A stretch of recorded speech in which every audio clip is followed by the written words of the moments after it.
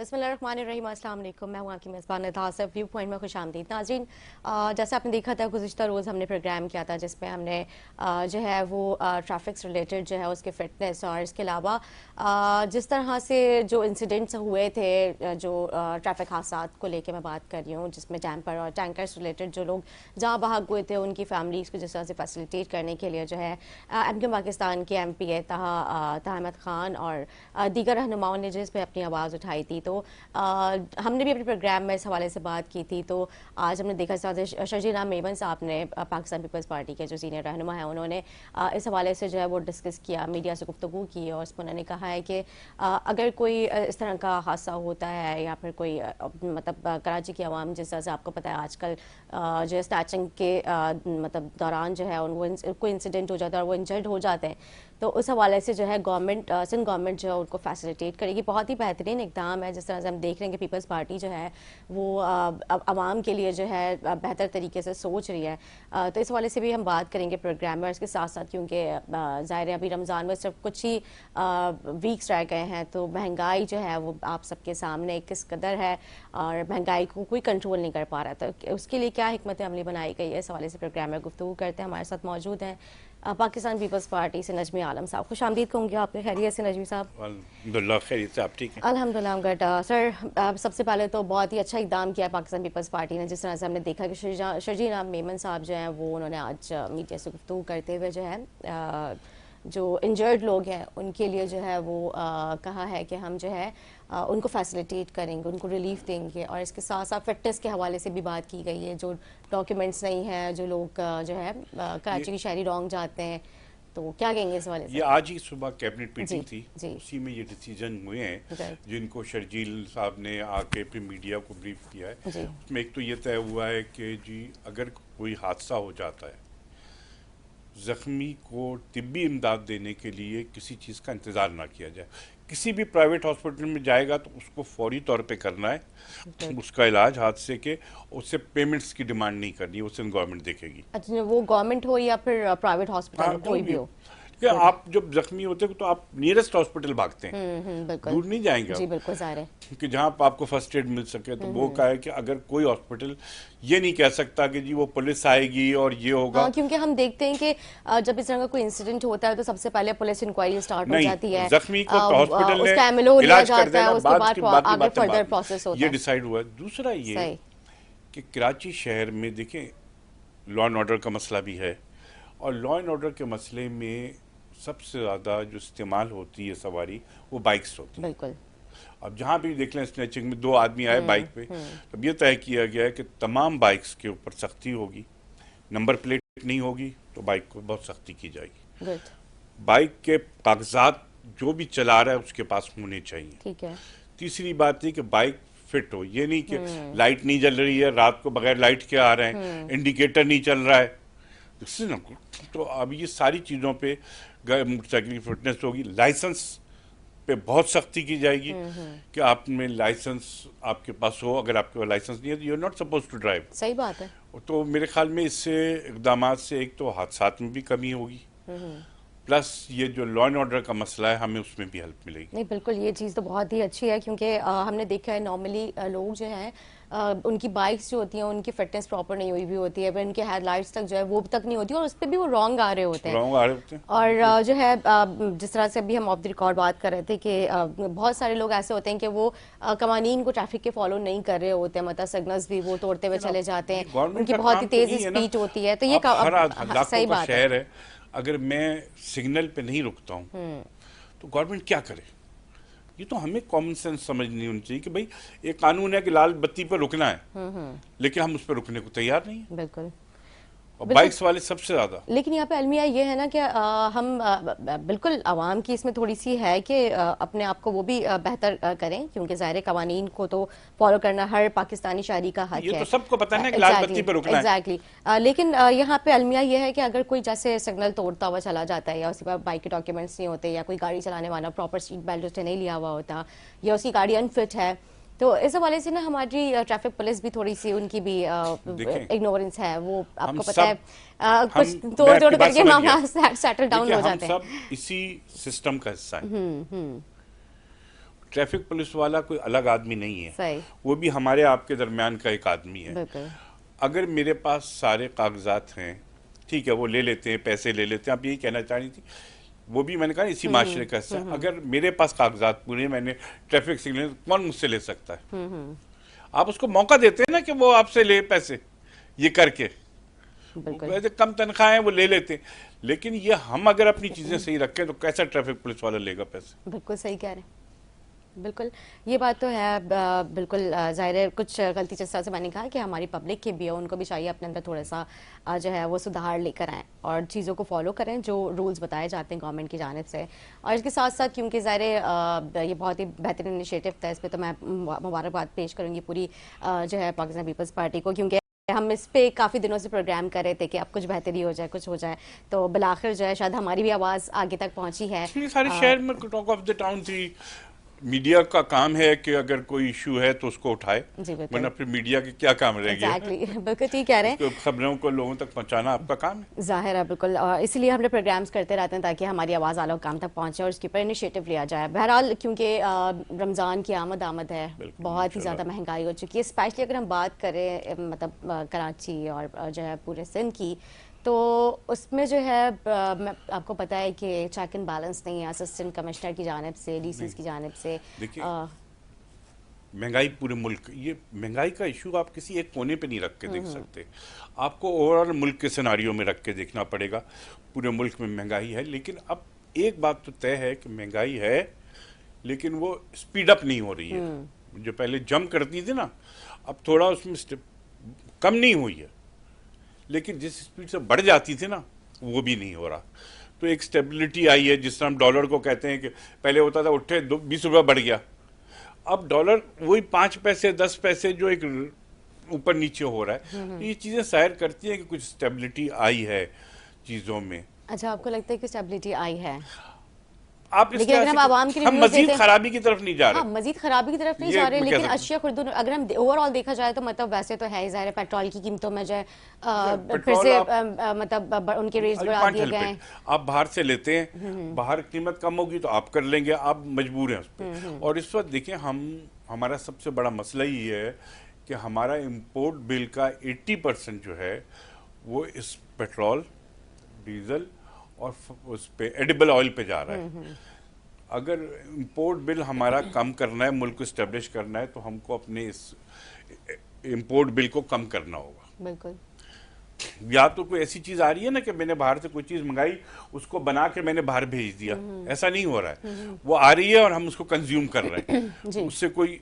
तो हमें इस वक्त अपनी इंपोर्ट बिल को, उसके लिए हमें दूसरे मेथड निकालने पड़ेंगे कि हम बिजली के मैटर्स हैं, या ज़्यादातर जो है ये इसमें इलेक्ट्रिसिटी पावर में चला जाता है, पेट्रोल गाड़ियां हैं, तो हमको इसको कंट्रोल करना होगा। हम अपना इंपोर्ट बिल नहीं कम करेंगे तो हम चीज़ें अपनी सही नहीं कर पाएंगे। बिल्कुल ठीक कह रहे हैं आपने। अभी जैसे कि इलेक्ट्रिक की बात की, ये बिजली की जो बिल है उनमें तो बहुत ही ज़्यादा जो है वो इजाफा दिखने में आया, जबकि सर्दियाँ चल रही थी, लोगों की जो है वो ज़ाहिर है इस्तेमाल यूजेज कम होती है, उसके बावजूद भी इतने बिल।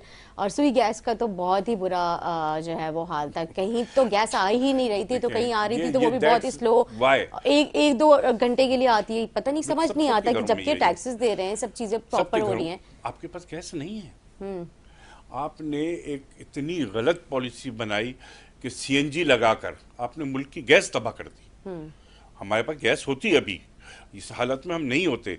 आपने सीएनजी दबा के लगाई। भाई अगर मैं 20 लाख 30 लाख की गाड़ी रख रहा हूँ तो फिर मुझे पेट्रोल भी अफोर्ड करना चाहिए ना।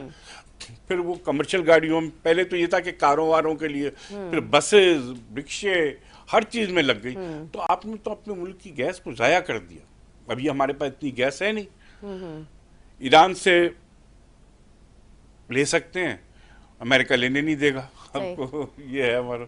नहीं बिल्कुल ठीक कह रहे हैं, लेकिन ये जो महंगाई का जो चेक एंड बैलेंस है ना, वो प्रॉपर नहीं है। मुझे लगता है क्योंकि हमने देखा है कि जब रमज़ान आते हैं ना तो उससे एक हफ्ता पहले कमिश्नर, असिस्टेंट कमिश्नर जो है ना वो विजिट पे निकलते हैं और भारी भारी चालान जो है वो दुकानदारों को दे देते हैं, जबकि उनकी कोई इस वक्त ज़ाहिर है आपको पता है इस महंगाई में इतनी कोई सेल है नहीं। उसके बाद चालान नहीं, ठीक है, लेकिन इतने भारी भारी चालान दे देते हैं, फिर उसके बाद जो है वो अपनी मर्जी के जो है वो रेट्स बना के वो आवाम को दे रहे होते हैं। उनमें कोई मतलब ये भी आवाम के ऊपर बोझ आ रहा है ना, जब वो अपना वो तो रिकवर करेंगे ना वहाँ से चालान के जरिए। कैबिनेट मीटिंग में भी हुआ है कि डीसीज वगैरह तमाम मार्केट से कह दें कि जी अपने जो वेट्स हैं जो टीमें निकलेंगी वो वेट्स को भी करेंगी, जी जी, वो वेट को भी चेक करेंगी कि मैंने अगर 1 किलो का डिब रखा हुआ है वो 1 किलो है या पौने 1 किलो है, उसको भी हम चेक करेंगे। ये तय हुआ है। नहीं ये तो अच्छी बात है कि भाई हम जो रखे हैं आपको देख के जो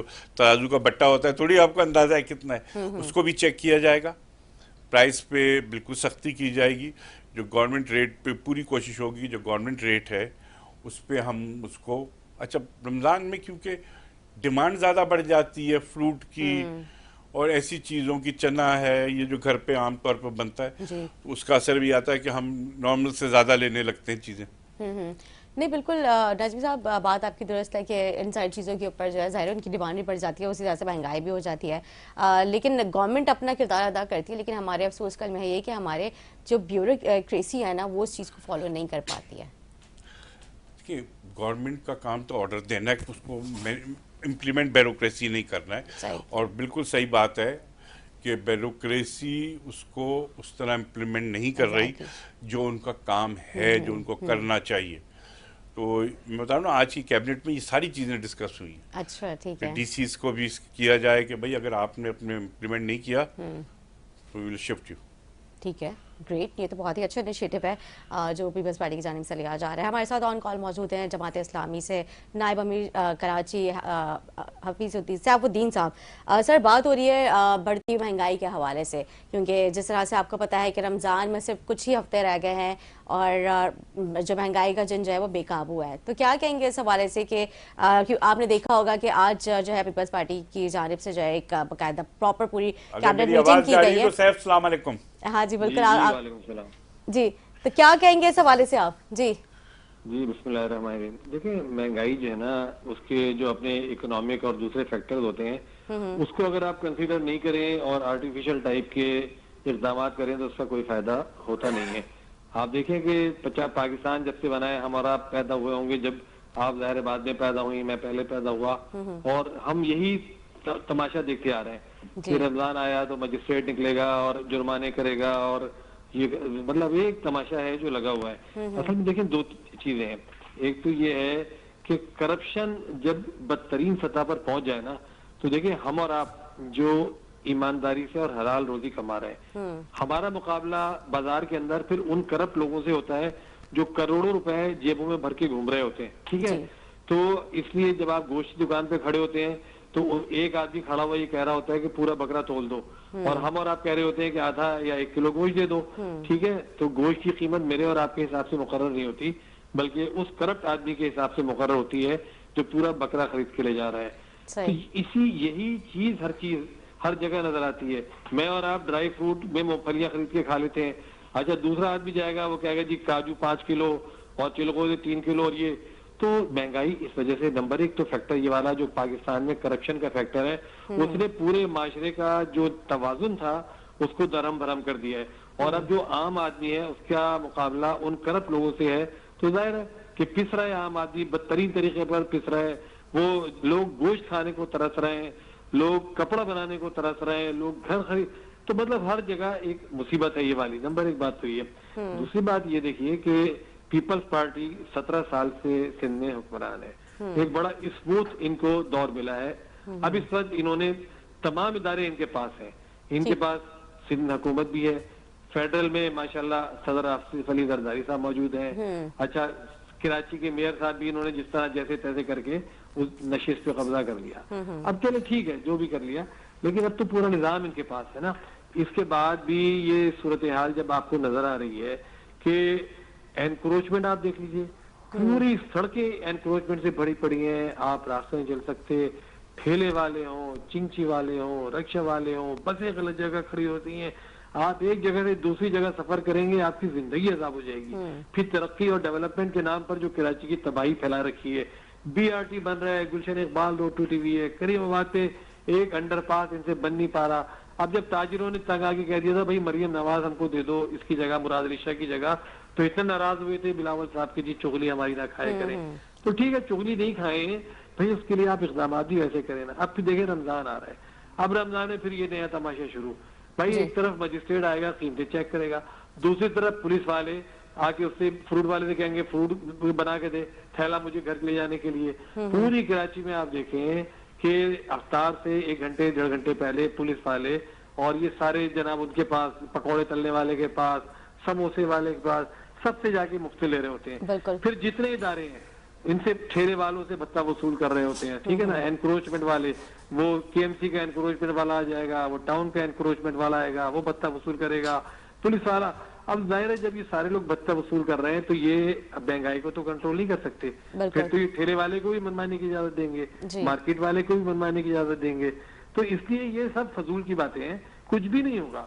ये सब कैबिनेट के अंदर जो बातें होती हैं ये सिर्फ एक धोखा होता है। ये खुद अपने आप को भी धोखा दे रहे होते हैं और ये अवाम को भी धोखा दे रहे होते हैं। आप देखिए ना, महंगाई काबू में आती है, वही केला जो अभी 200 रुपए मिल रहा है वो 500 रुपए में मिलने लगेगा, वही सेब जो अभी 300 रुपए में मिल रहा है वो 1000 रुपए में मिलने लगेगा, और हर साल का ही ये तमाशा है। तो इसलिए मेरी बहन और नजमी आलम भाई, मेरा प्यारा भाई, मैं ये कहता हूँ कि इन चीजों से ये सब चीजें काबू में आने वाली नहीं है। इसके लिए लॉन्ग टर्म प्लानिंग की जरूरत है। नंबर एक बात ये। तो एक बात और सुन लें नरसी, देखिए जिसके लिए मैं घड़ी घड़ी कहता हूँ, हाफिज साहब भी कहते थे, मुनीम जफर साहब अभी कराची के अमीर हैं, हम सब जी कहते हैं कि ये इनको चाहिए कि सब लोगों को, इस सब स्टेक होल्डर्स को जो कराची के हैं एतमाद मिले, तरक्की के कामों में एतमाद मिले, एनक्रोचमेंट है, जो भी चीजें एतमाद मिले, और नेक नियति से काम करना शुरू करें। सबको एतमाद मिलेंगे, सबको साथ लेके चलेंगे तो शायद कराची आगे बढ़ेगा। लेकिन अगर कराची पर कब्जा करने की कोशिश करेंगे, इसके इदारों में करप्ट मुलाजमीन को घुसेड़ेंगे और सारे के सारा निजाम करप्ट और सिस्टम एक बना लेंगे, तो फिर तो कराची आगे नहीं बढ़ेगा ना, कराची पीछे ही जाएगा। आप देखें कि मैट्रिक के इम्तिहान में बेईमानी हो रही है, मेडिकल टेस्टों में बेईमानी हो रही है, दाखिलों में बेईमानी हो रही है, मतलब इतना घिनौना निजाम बन गया। किस चीज को आप रोकें, क्या करें? तो इन चीजों को चेक करना पड़ेगा, वरना तबाह हो जाएगा, सिंध तबाह हो जाएगा, कराची तबाह हो जाएगा। ठीक है, इसलिए जो भी सिंसियर लोग हैं इनके, उनको तवज्जो देनी चाहिए। ठीक है, ओके साबुद्दीन साहब, आप कॉल पे रुकिएगा, हम जो है आपसे गुफ्तगू करेंगे, लेकिन एक शॉर्ट ब्रेक लेंगे। ब्रेक के बाद जो है नजवी साहब के रिव्यूज लेंगे, फिर उसके बाद जो है साबुद्दीन साहब से गुफ्तगू करेंगे। एक शॉर्ट ब्रेक के बाद हाजिर होते हैं, स्टे विद अस।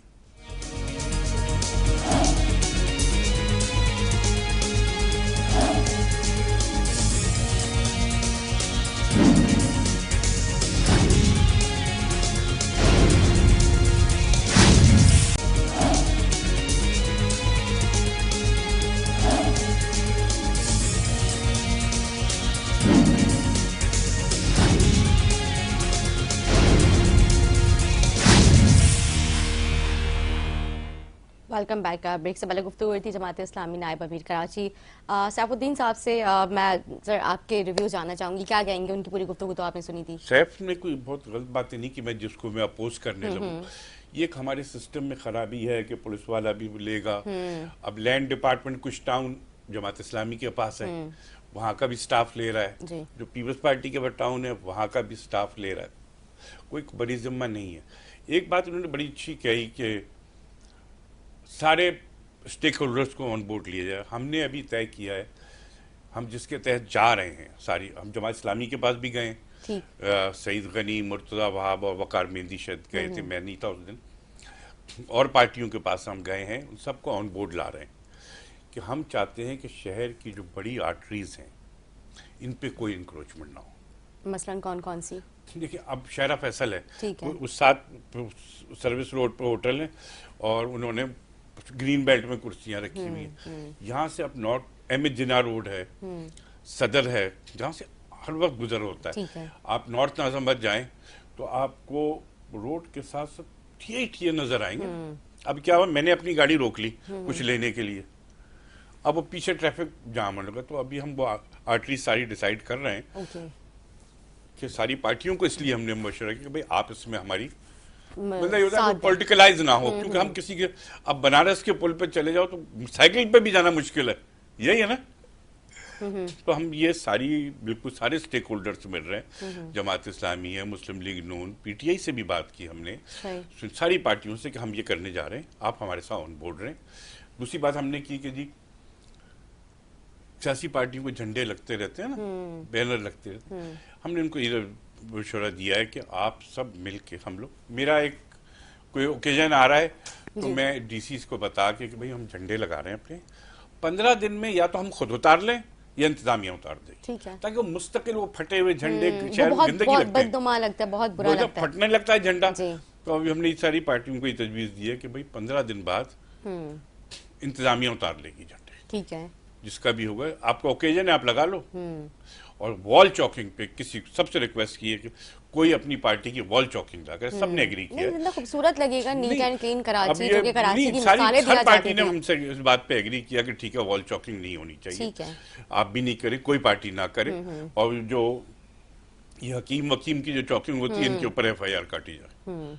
नहीं ठीक है, वो तो बहुत ही ऑफ लगता है, मतलब पूरे इतने बड़े बड़े से इश्तहारात उसमें लगे हुए होते हैं, मतलब बहुत ही बुरा एक इमेज आ रहा होता है। मतलब कराची मिसाल दी जाती थी रोशनियों का शहर, खूबसूरती में कराची नंबर 1 हुआ करता था, और आज कराची की सिचुएशन आप सारी बिजनेस कम्युनिटी के साथ मीटिंग की, कराची की टॉप बिजनेस कम्युनिटी थी, उन्होंने एक बड़ी अच्छी बात की चेयरमैन साहब ने उनसे कि देखिए हम सिंध, इसको माना जा रहा है कि पब्लिक प्राइवेट पार्टनरशिप में सिंध इस वक्त बेस्ट जगह है जहाँ पे दुनिया मान रही है।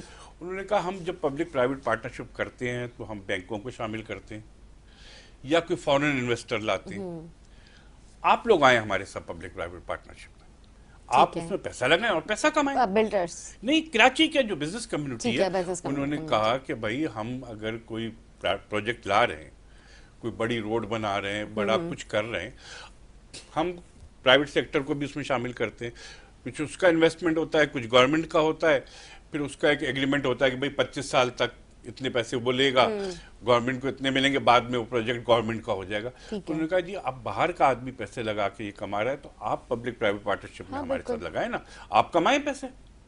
सही बात है, जाहिर है उसमें उनको भी फायदा है और हमारी गवर्नमेंट को भी फायदा है, ये तो है, बिल्कुल ठीक कह रहे हैं। सैफुद्दीन साहब हमारे साथ ऑन कॉल हैं, उनसे भी मैं जानती हूँ। सर, नजमी साहब ने, क्योंकि ज़ाहिर है अभी गुफ्तगू हो रही थी, उन्होंने आपकी जो बात थी उस पर उन्होंने जो है वो कहा कि मुझे नहीं लगता कि आपने कोई गलत बात की है, बल्कि उन्होंने ये भी कहा कि हम चाहते हैं कि जितनी भी जमातें हैं कराची जो स्टेक होल्डर्स हैं, दफ्तर का विजिट किया था। अच्छा, ठीक है। तो सर अभी जो आगे की जो प्लानिंग्स की जा रही है, तो जमात इस्लामी क्या इसमें पाकिस्तान पीपल्स पार्टी का साथ देगी? अच्छा देखिए, इसमें एक मसला ये है कि ये सारी की सारी चीजें जो है ना लिप सर्विस या एक फॉर्मेलिटी के तौर पे नहीं होनी चाहिए। देखिए कल हम आईजी साहब के पास गए थे, कराची जो सिंध के आईजी हैं, उनसे भी हमने ये बात की। सईद गनी साहब उस दिन आए थे, बिल्कुल सही फरमाया उन्होंने। सईद गनी साहब थे, मुर्तज़ा वहाब साहब थे, मेहदी साहब थे, नजमी आलम साहब नहीं आ सके थे उस दिन, तो अच्छी बात हुई। लेकिन उनसे देखिए हमने ये कहा कि आप सिस्टम बनाए। सिस्टम क्या बनाए आप? देखिए अगर आप जो इस वक्त इलेक्टेड लोग हैं, यूनियन कमेटीज हैं, टाउन हैं, इन सब कामों के अंदर आप इन सबको एतमाद में लें और सबको काम असाइन करें, सबके इख्तियारात असाइन करें। देखिए बात क्या है कि जो हमारा मुल्क का ये बल्दियाती निज़ाम है, ये क्या कहता है, आइन ये कहता है कि ये इनको एम्पावर किया जाएगा, एडमिनिस्ट्रेटिवली एम्पावर किया जाएगा, पॉलिटिकली फाइनेंशियली एम्पावर किया जाएगा, लोकल गवर्नमेंट को नीचे तक, ग्रास रूट लेवल तक, लेकिन एम्पावर्ड नहीं है। यूनियन कमेटीज बिल्कुल एम्पावर्ड नहीं है।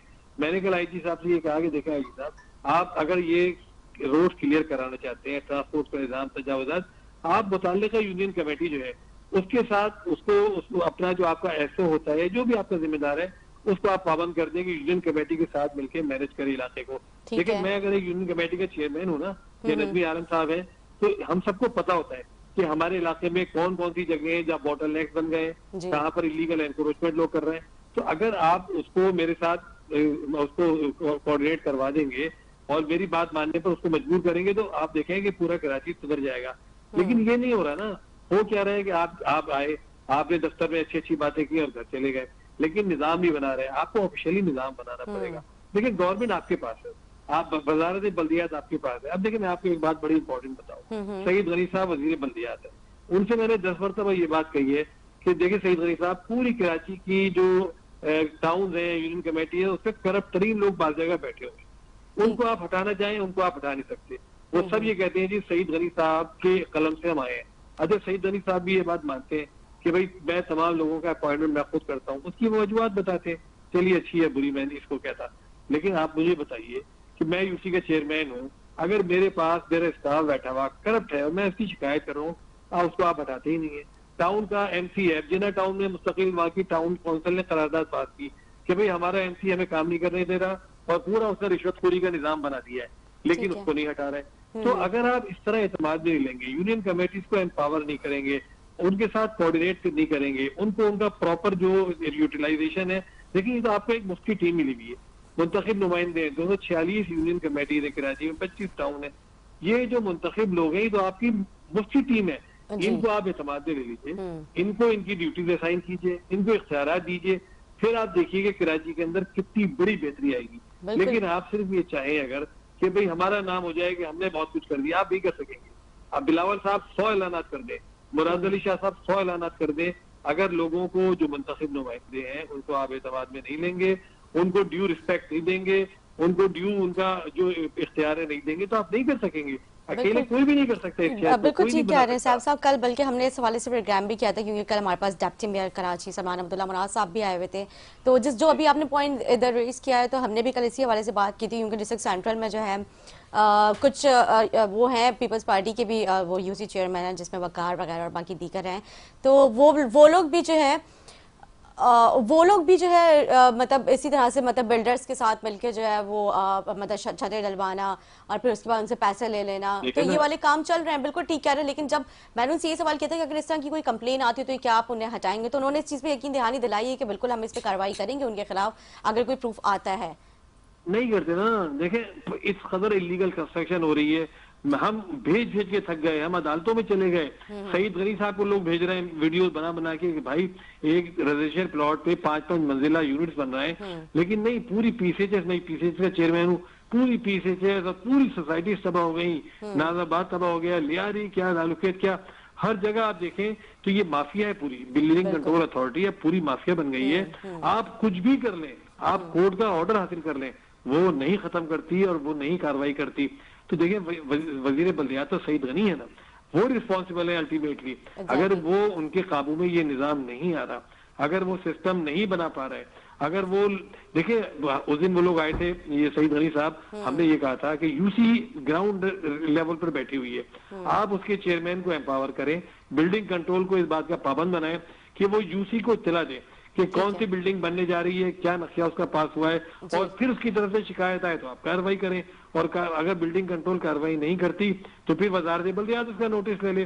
सही बात है, लेकिन बन ही नहीं रहा, कोई सिस्टम ही नहीं बन पा रहा। तो अगर मैं नजमी साहब बैठे हुए हैं, नजमी साहब बैठे हुए हैं, इनके तवज्जुह से मैं ये बात कहता हूँ कि आप यूनियन का, इनकी भी देखें, जो इनकी भी यूनियन कमेटीज है, हमारी भी है, सबकी है, ये इसमें ताउन करें, पूरा सिस्टम बनाएं, पूरा मैकेनिज्म बनाएं, यूनियन कमेटीज को, मुंतखब लोगों को इत्मीनान में लें, जो काम करना है उसको बताएं। अभी देखिए मैं चुनेसर टाउन में मेरी यूसी आती है, यहाँ सईद गनी साहब के भाई साहब हैं चेयरमैन बने हुए, लेकिन वो किसी तरीके से इस पे राजी नहीं है कि जो जमात इस्लामी की यूनियन कमेटीज हैं उसको इत्मीनान में लें या उनके इलाकों में कोई काम करवाएं। तो इतने अगर आप मतलब पार्शल हो जाएंगे, इतने बायस हो जाएंगे, इतना तासुब बरतेंगे, तो क्या होगा, कराची बर्बाद होगा।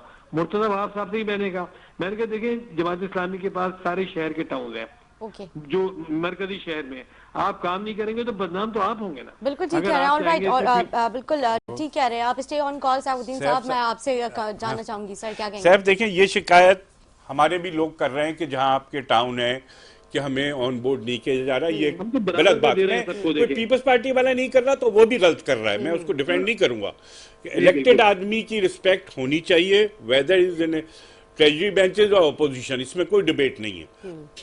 ये है अमूमी शिकायत कि, लेकिन आपकी बात से एग्री करता हूँ कि हमें अभी देखिए पूरी देखिए मेरी थोड़ी और सुन लें सर, ये कुछ चेयरमैनों के अपने इंटरेस्ट की बात भी होती है। मैं आपको सिर्फ आज का बता दूं, आज सुबह मेरे यूसी में एक पीटीआई का काउंसलर है, वो आया मेरे पास, उसने मुझे कंप्लेन की, मैंने उसी वक्त वो कंप्लेन एसी को मार की फोन किया, एसी सिविल लाइन को, कि ये अभी के अभी मैं तुम्हें 1 बजे चेक करूंगा, तुमने कार्रवाई नहीं की तो फिर मैं तुम्हारे ऊपर एक्शन करूंगा। खैर उसने जाके वो रुकवाया, वही इलीगल कंस्ट्रक्शन हो रही थी, एक पुरानी बिल्डिंग पे फ्लोर पड़ रहा था कैंट में, मैंने रुकवाया। अगर हम सब इसको करें तो मेरे ख्याल में हम अच्छा कर सकते हैं शहर को, ये हमारा शहर है, लेकिन हमको थोड़ा सा अपने बाजू दिल खुला करना पड़ेंगे, ठीक है, और बाजू भी खुले करने पड़ेंगे। हम उसमें बजाय अभी जो आपने बात की ना कि शहीद आए थे आपके पास, उस पर प्रॉपर वर्किंग चल रही है। हम हर रोड को मार्क कर रहे हैं, उसकी गूगल अर्थ ले रहे हैं कि हमने इस रोड पे क्या क्या खराबी है, जो मेन आर्टरीज हैं। अगर हम शहर की मेन आर्टरीज को खोल दें तो मैं समझता हूं कि बहुत बड़ा फर्क पड़ेगा। ट्रैफिक जैम जो होते हैं उसमें हमें बहुत फर्क आएगा, बहुत ज्यादा फर्क पड़ेगा, हम उसके ऊपर कर रहे हैं। और इंशाल्लाह जब हम ये शुरू करेंगे तो आपको सारी पार्टियों को अपने साथ बिठाएंगे, तब मीडिया को बताएंगे कि हम इस रोड पे कर रहे हैं और ये हम करने जा रहे हैं। ठीक है, ये तो बहुत ही अच्छी बात है। और आपसे भी हिमायत का कहेंगे कि आप भी हिमायत करें। बिल्कुल। सैफुद्दीन साहब कॉल पे रहिएगा। हमें एमएनएम पाकिस्तान से जो है एमपी शारी जमाल साहब ने, उन्होंने भी हमें ज्वाइन किया है। बात हो रही जमाल साहब कराची के इंफ्रास्ट्रक्चर के हवाले से और महंगाई के हवाले से, शायद आप गुफ्तगू सुन ही रहे होंगे। तो हमारे साथ सैफुद्दीन साहब जमात इस्लामी से ऑन कॉल हैं, स्टूडियो से हमारे साथ नजमी आलम साहब पाकिस्तान पीपल्स पार्टी से मौजूद हैं। बात हो रही इंफ्रास्ट्रक्चर के हवाले से, क्योंकि हमने देखा है कि माजी में भी इस तरह के जो है वो काम किए गए हैं इंक्रोचमेंट से रिलेटेड, और जब फिर वो दोबारा से इंक्रोचमेंट हो जाती है। अभी नया प्लान जो है वो डिस्कस किया गया है आज के ही दिन पाकिस्तान पीपल्स पार्टी ने जो अपने कैबिनेट मीटिंग में, और उन्होंने ये कहा है कि हम जो ऑन बोर्ड लेंगे तमाम कराची की स्टेक होल्डर्स को, और जो मेन आर्टरीज हैं कराची की उनको क्लियर किया जाएगा, क्योंकि बहुत ज़्यादा कंजस्टेड होता जा रहा है, क्योंकि जगह जगह कार्ट्स लगाए जाते हैं, रेस्टोरेंट्स होते हैं, टीए वाले होते हैं। तो क्या समझते हैं आप इस पर, आप गवर्नमेंट का साथ देंगे? देखिए, सबसे पहले तो आपको, आपके मेहमानों को, आपके देखने वालों को मेरी तरफ से अस्सलाम वालेकुम वरहमतुल्लाहि वबरकातुहू। देखें, अभी मैंने जो थोड़ा बहुत गुफ्तगू सुनी आपके मेहमानों की, तो अभी जो हमारे जमाल शामी से भाई उन्होंने बोला कि सईद गनी साहब को सिस्टम बनाना पड़ेगा। मैं कहता हूँ सिस्टम बनाना नहीं, सिंध का जो सिस्टम है उसको तोड़ना पड़ेगा। मुझे आप बताएं कि ये ऐलानात जो लास्ट टाइम पे हमारे प्रोग्राम में बात हुई, हम तो थक गए बोल बोल के कि ये जो सिंध का सिस्टम है ना, मुझे आप ये बताएं ये किसका पैदा किया हुआ सिस्टम है?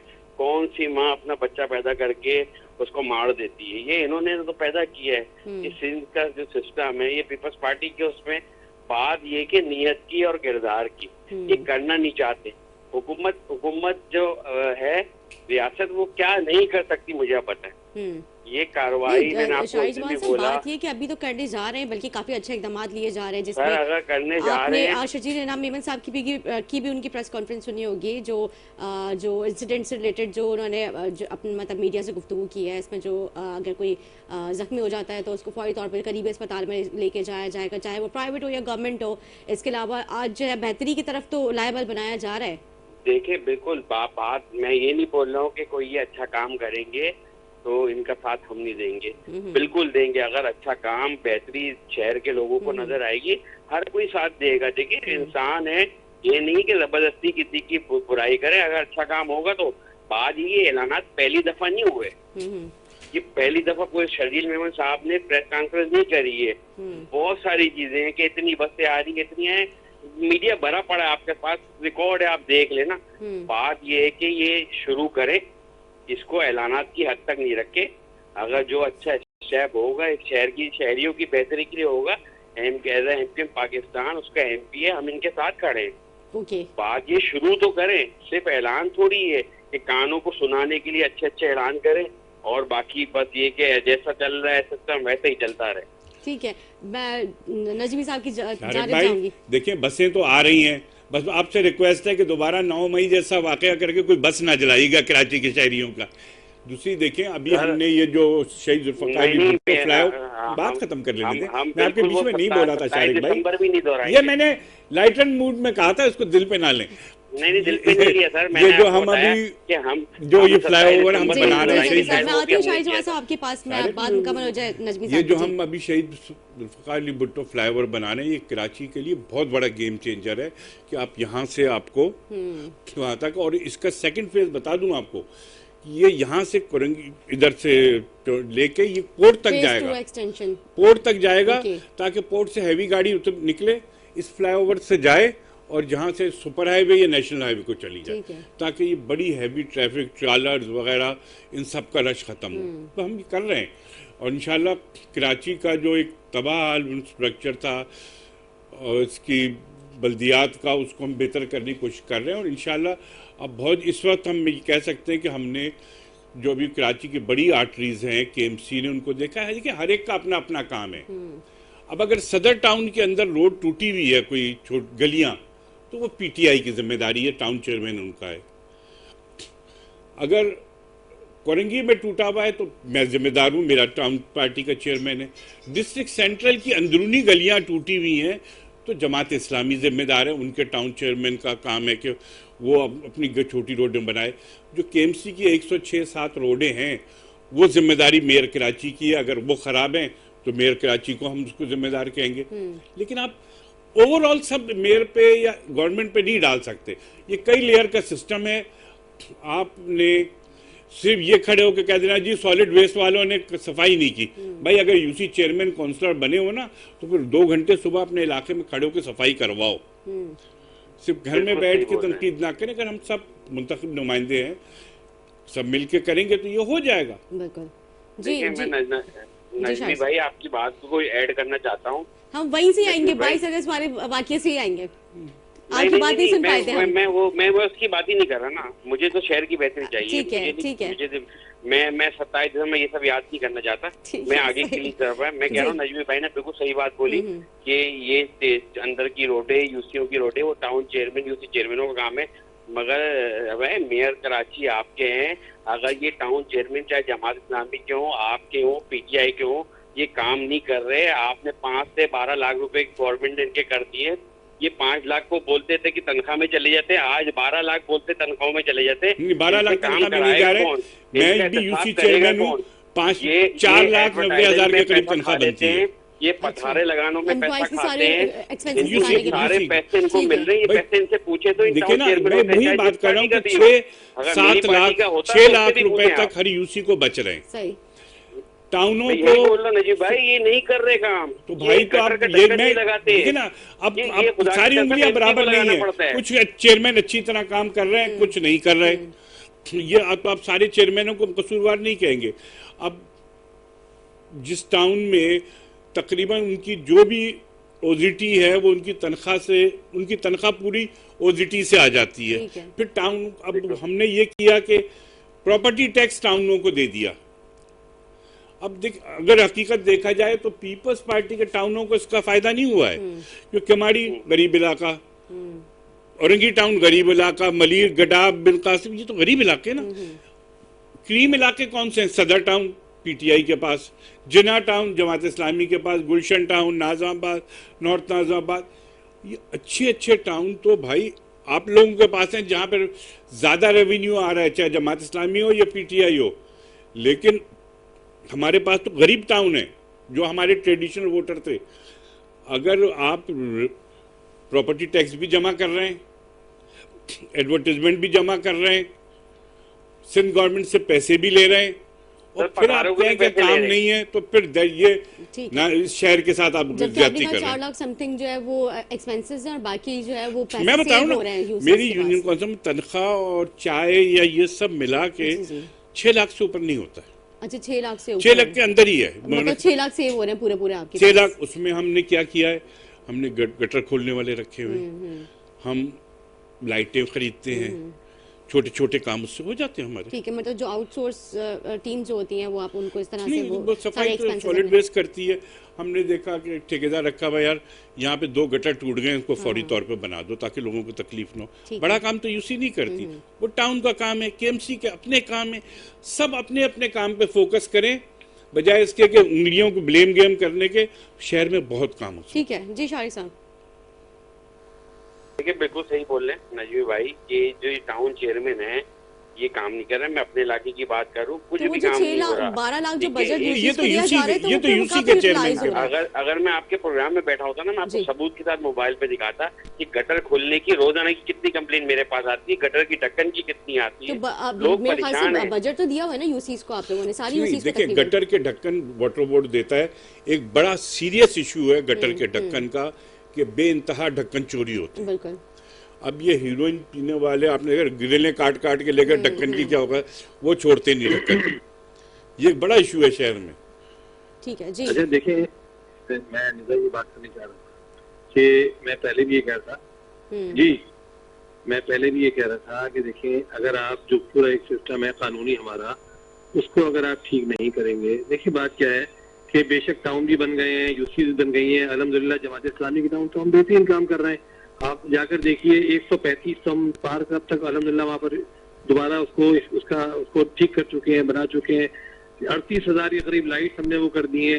इसमें एक मसला जो बन रहा है ना, इसमें एक जो मसला बन रहा है वो ये है कि देखिए लाइट गिनेगा कौन?